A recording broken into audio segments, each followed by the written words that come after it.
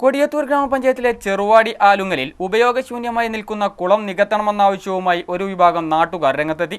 വർഷങ്ങളായി ഉപയോഗശൂന്യമായി കിടക്കുന്ന കുളം മാലിന്യ നിക്ഷേപ കേന്ദ്രമായി മാറിയതിനാൽ മണ്ണിട്ട് നികത്തണമെന്നാണ് നാട്ടുകാർ ആവശ്യപ്പെടുന്നത്.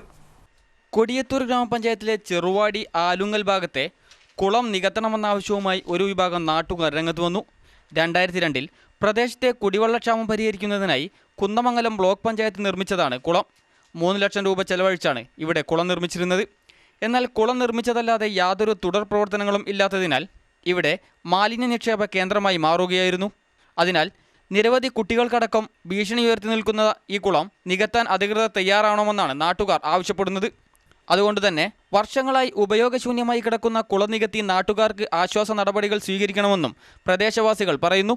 കുളം തൂർക്കൽ ഞങ്ങൾ നിർബന്ധം തന്നെയാണ്. ഈ കൊല്ലങ്ങൾ കെട്ടി ബന്ധിച്ച് നെറ്റും കമ്പിയിട്ട് ശുദ്ധിയായ വെള്ളമാക്കി എടുക്കണം. കൊതു കടിച്ചിട്ട് അതിൽ മാലിന്യങ്ങൾ നിങ്ങൾ കണ്ടില്ലേ, അതൊക്കെ ഒന്ന് ശ്രദ്ധിച്ച് നോക്കി.